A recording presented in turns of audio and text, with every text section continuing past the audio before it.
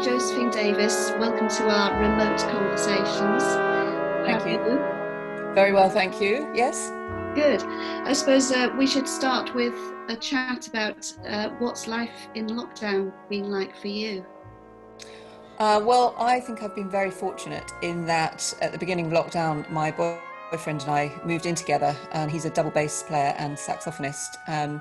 So I've had someone to interact musically with for all of that time, and actually, we've been doing loads of live stream concerts for various jazz clubs, which have gone out. So we've been writing for each other and have actually got a whole set of original music written during lockdown, which has been really good. Yeah. Wow, fantastic. So quite a creative time then. Yeah, exactly. And the other thing that I did as soon as it got into lockdown was to start an orchestration course, which is something that I've been wanting to do for probably about 2 or 3 years and just never had the time. So that was something else that I embarked on, and I've just finished my first string quartet, which is really exciting. Wow. Wow. Although I haven't heard it performed live. I've been working with a violinist who's been playing some of the parts for me and sort of showing me what works and what doesn't work. So we've been having Zoom conferences about string writing, but I haven't heard the whole thing yet. That's really exciting. I mean, I'm quite surprised that you're doing a course because I have to say, because we want to talk about your piece, Alethea.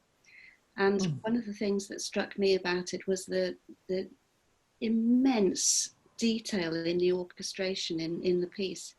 Um, Mm. Fascinating. But can we start by asking you what your influences and inspirations for the piece were? Yes, I think there are lots of different influences and inspirations. And at the time I was writing that, I'd actually joined a choir, a classical choir. So I think I was really inspired by all the close voicings and what can happen between just two voices. So there's lots of woodwind on Alethea, and at the time I was also listening to probably quite a lot of string writing, because that was the time where I was thinking that I wanted to incorporate strings somehow, somewhere into my writing.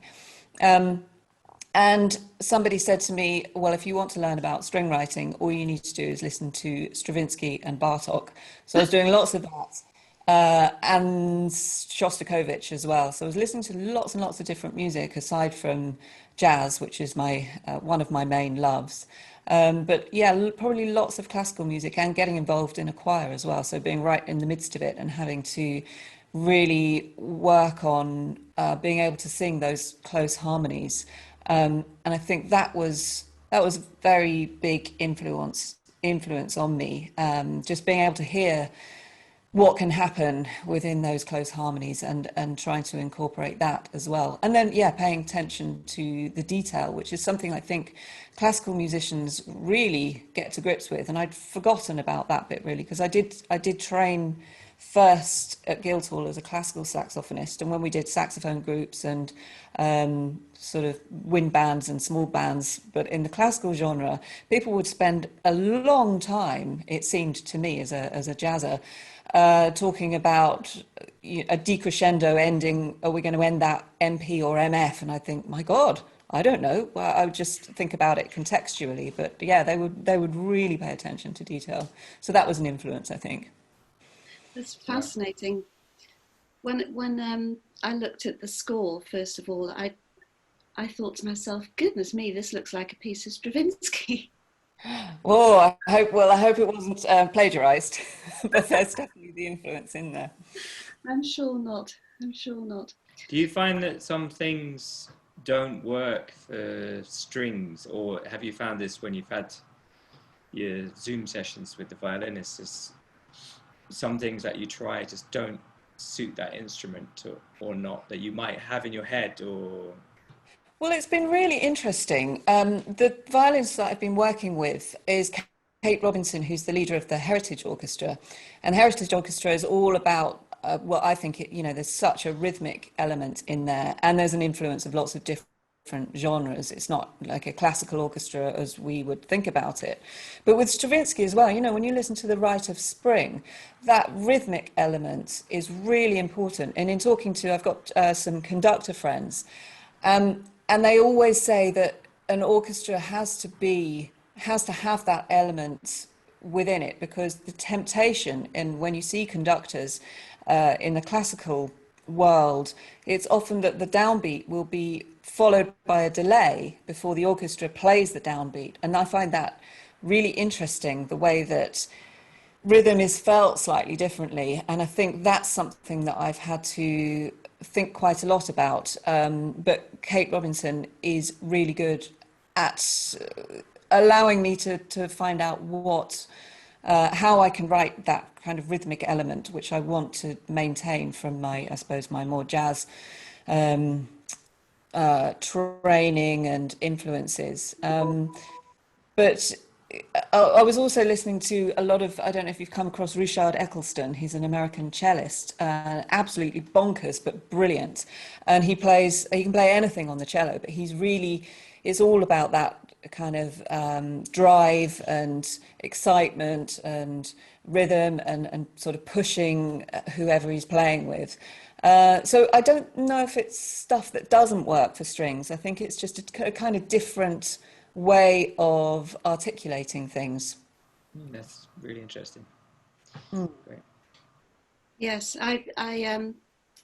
you can cut this bit out, but I joined a community orchestra as a double bassist about 3 or 4 years ago, because my daughter was invited to join the orchestra, and our first piece that we performed in concert was the Firebird Suite by Stravinsky. So I had to go through that sort of reinterpretation of rhythm as you were talking about. Really, really interesting.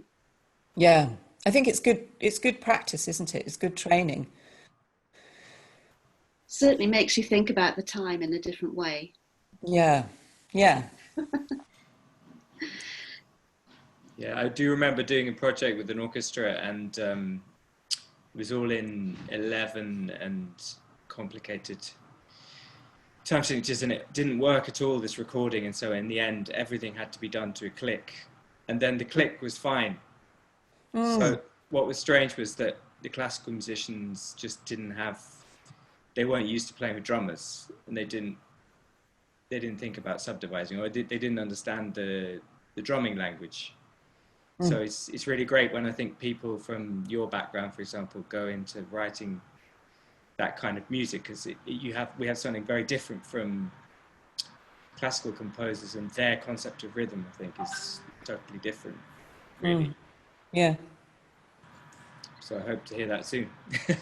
Me too. Yeah. Can I ask you about the title of the piece that you've submitted? Aletheia? Yes, Aletheia.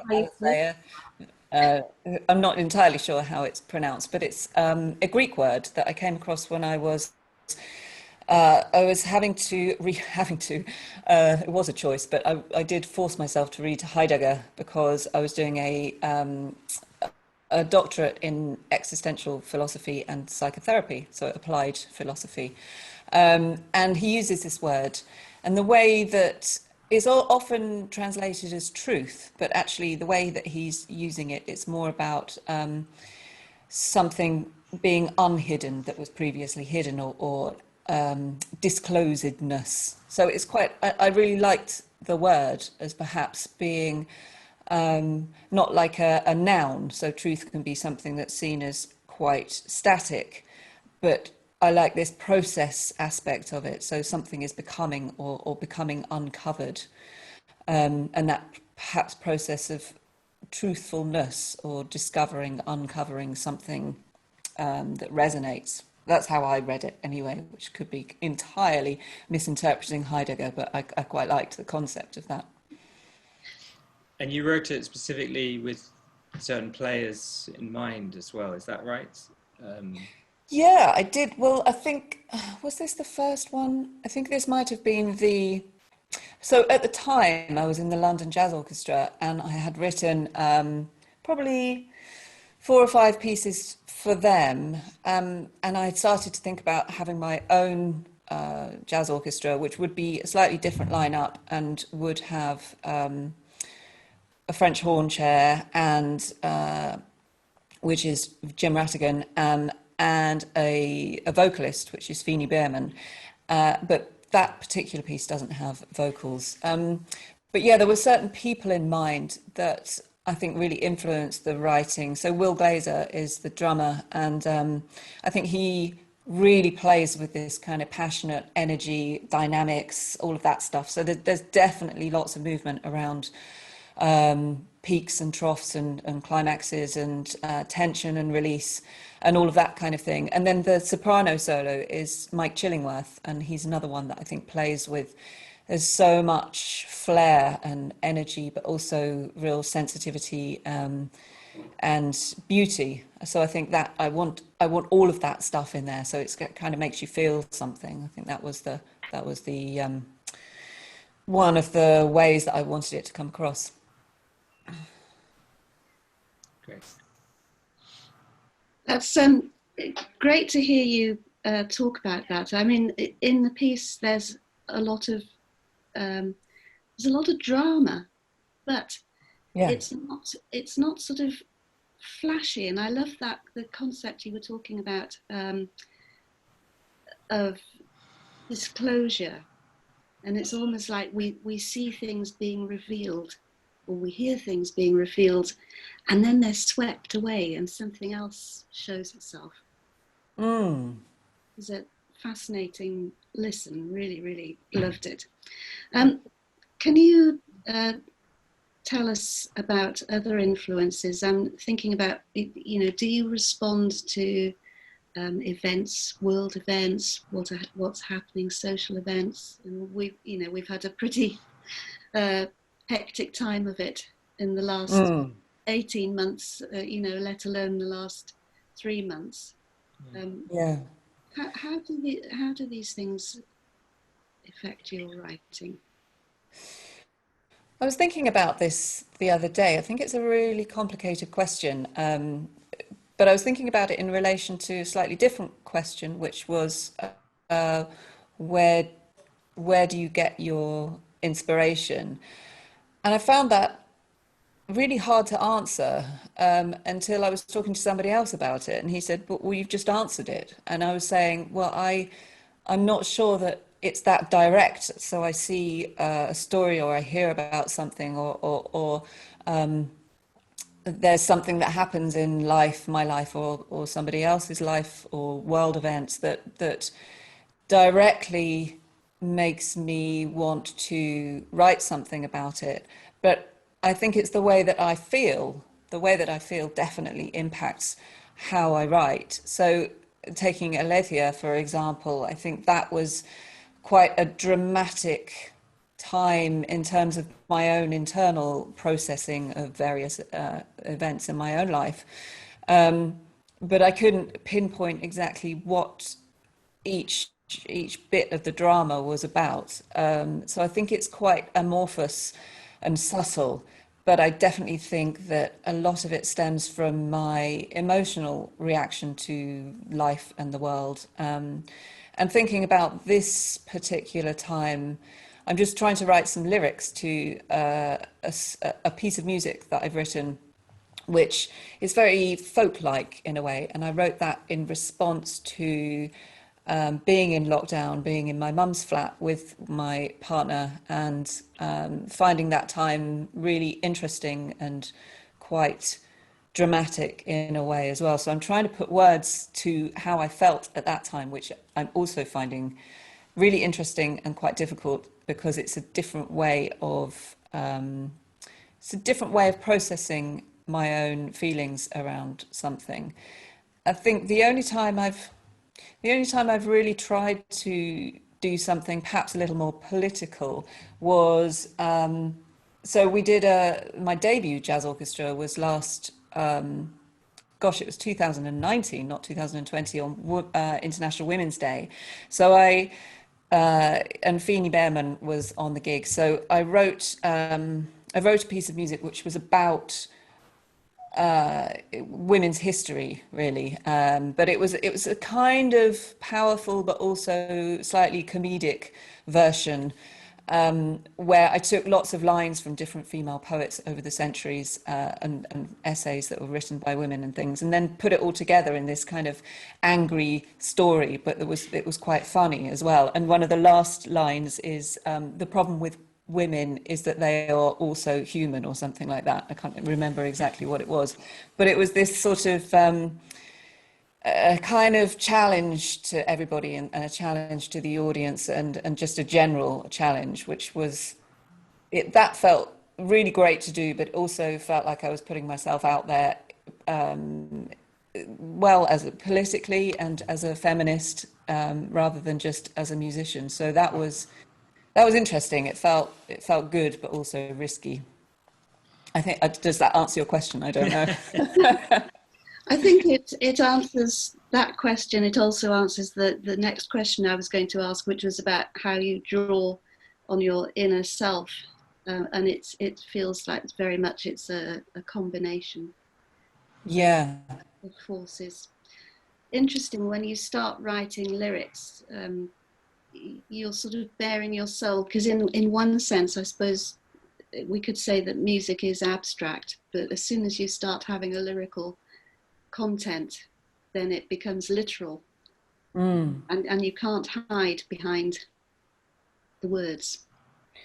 No, yes, it's interesting, isn't it? And I see people like, I just watched the Charlie Hayden documentary, which is really, really fantastic. Absolutely loved it. And he was very political, and would write a piece of music that it is quite abstract. As you say, instrumental music is abstract, but it was very powerful. And then he just says something very small to the audience before the piece of music is played. And it created this kind of uproar, of a good one, people just reacting to a musician who could, it's not about hiding, but I guess it is about, Alethea, about disclosing some part of yourself that you had previously not disclosed to people. It's not that you're deliberately hiding it, but to deliberately state something is, I think it's brave, and I think it can lead you into other areas that you perhaps didn't expect. So you don't quite know what the end game is as soon as you kind of put yourself out there in more personal ways, or less abstract ways. Was that the Liberation Music Orchestra? Yeah, Okay. yeah. Great. Well, I hope it changes. I mean, I hope the situation changes for, the people that get recognized as composers. I think we talked about this before, and how history is dominated by white males, and that is something that does need to change, and everything is going in that direction. But I thought I should just add a little aside that my gran was a composer, and she used to write under a male pseudonym, because she was so cynical, because she knew that she wouldn't get any attention as a female composer. So that situation has to change. There's no doubt about it. Yeah. Has she been recognized, do you think, now? I mean, I wouldn't say she wrote more children's music and choral music and lots of different things like that. So it wasn't like she wrote lots of symphonies, and it's what she did all the time. But I don't think it's. I mean, there was an event that I took part in recently, and it was celebrating female composers, actually,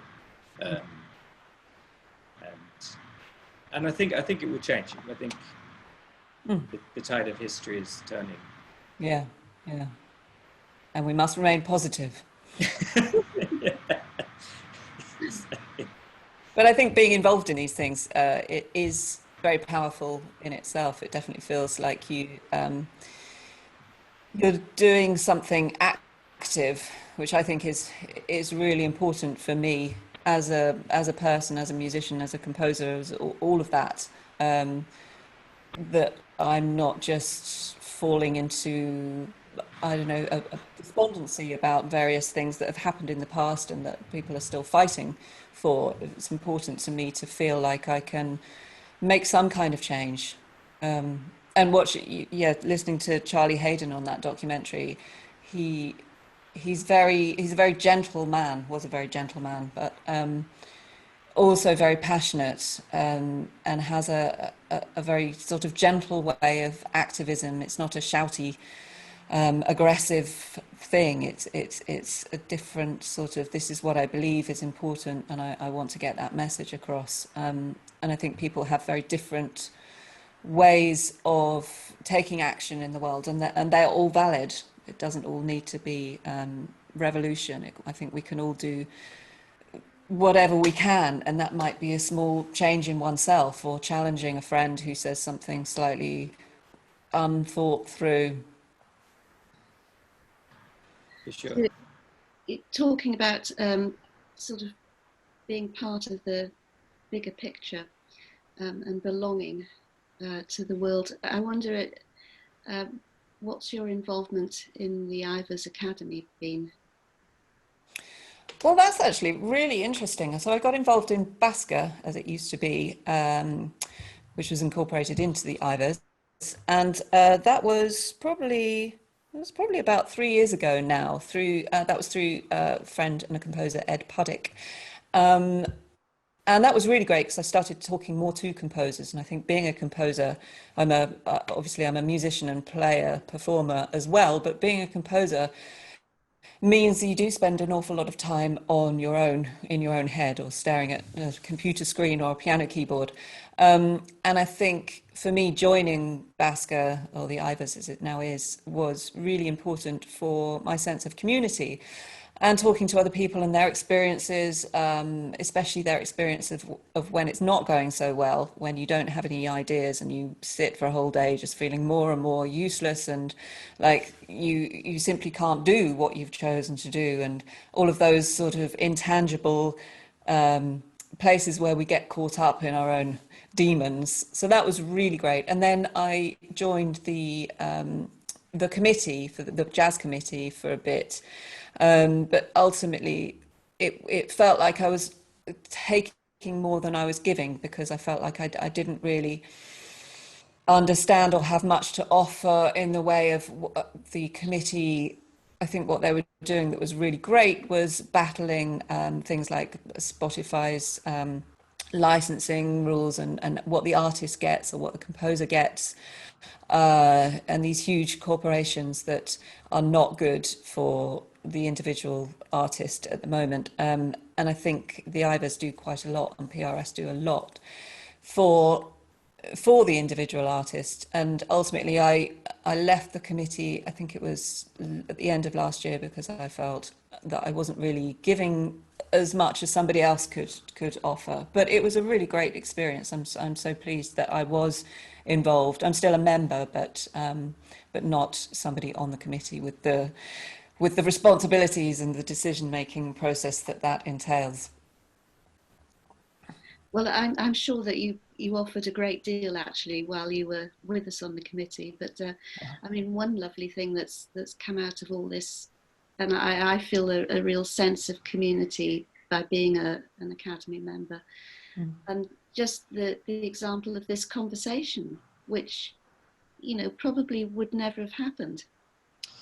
Yeah, exactly. It brings up things, doesn't it? And I remember we were talking about Maria Schneider's music with a lot of these entries for this competition, like an album called Evanescence that Ed Puddick told me about, and I didn't know about this album. So, and then learning about things like this Charlie Hayden documentary or anything like that, it's just good to have that connection, isn't it? And learn about new things. And absolutely, yeah. And I think musicians can be so it's funny, isn't it? I think we can get really into talking about all of this stuff and quite geeky about it sometimes, but then there can be times where, well, I forget to reach out to other people who are probably gonna very easily understand what I might be going through, especially in lockdown. I think it's been really important to not just collaborate and go, oh, let's do a digital or virtual thing together, but also let's just find out how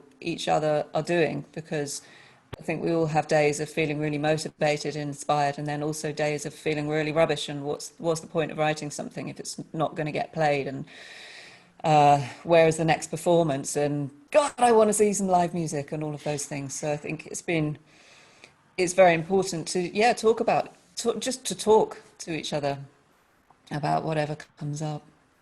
Yes, funnily enough, I've found it's been an extremely sociable time. I've never spent so much time talking to people, and I know that we're on the screen, but I think once you adapt, you start to have a real sense of actually conversing, and there is a dialectic going on, and it's like it's a real and proper conversation.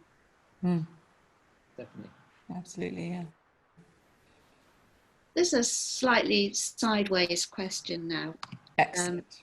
But it was one that was potentially on our list, and it's, how important is swing in your writing? Oh, that's an interesting question. How important is swing?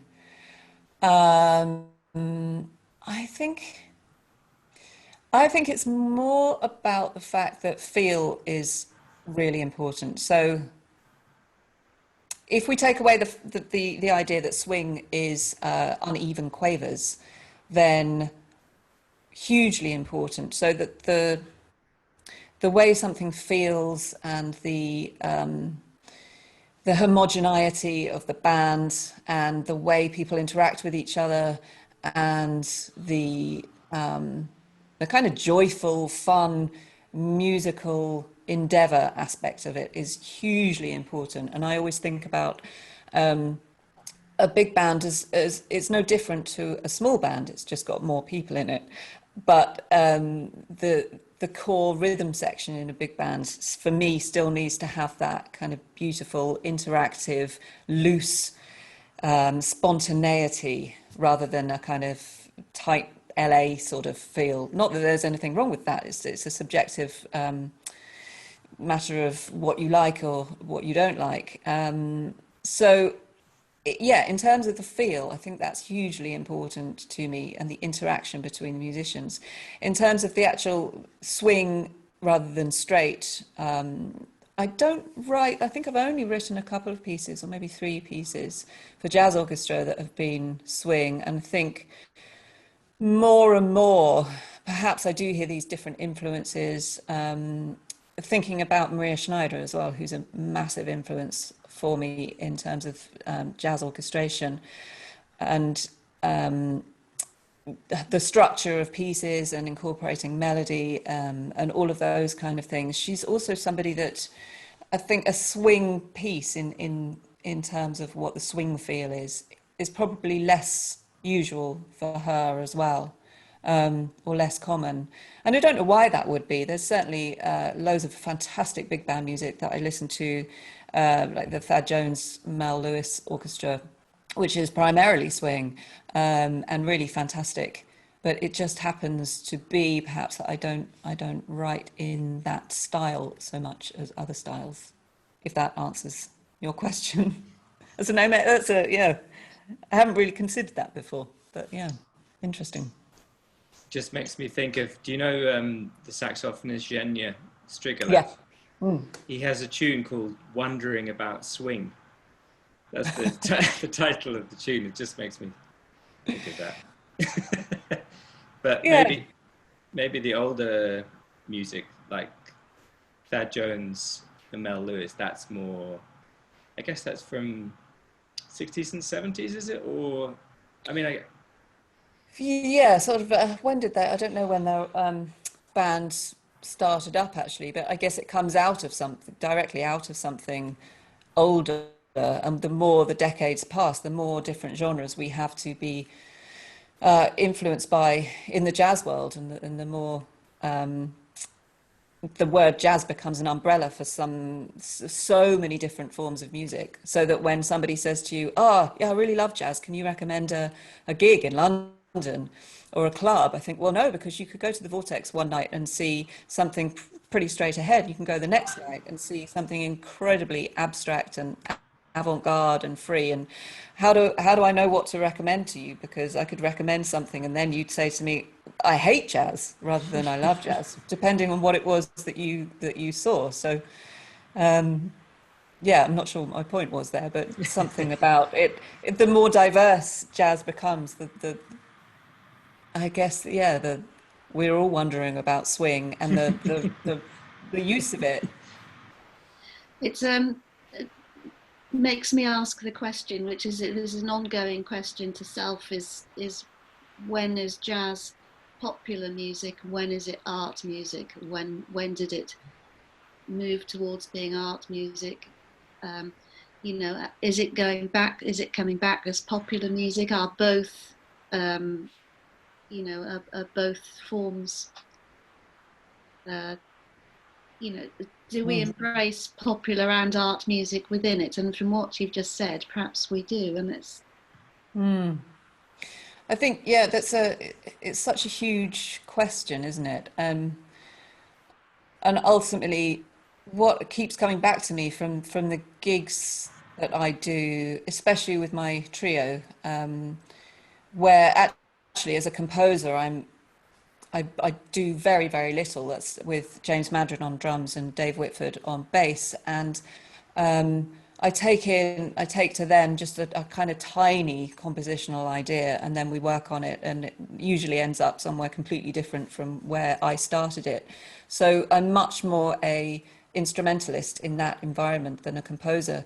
But what comes back often from the audience is a real positive sense of having felt something and having experienced something and been moved. And to me, that is ultimately one of the most important things. I think that being able to speak something to the audience, being somebody who can make them feel something, who can give them an experience. And I don't know the answer to this question about popular music or art music. I think what I do is just try and express myself and hope that that is appreciated. I think that's as much as I can do without kind of getting into an analytical tangle about what is categorized where. Yeah, that makes a lot of sense. And I think it's maybe the audience pick up on performance enjoyment of playing, that maybe they don't understand the music or they don't know what's going on in here, but it doesn't matter because they're feeding off that, which is such a different thing to, for example, writing a big band score or that, but the two are connected in some strange way. Yeah.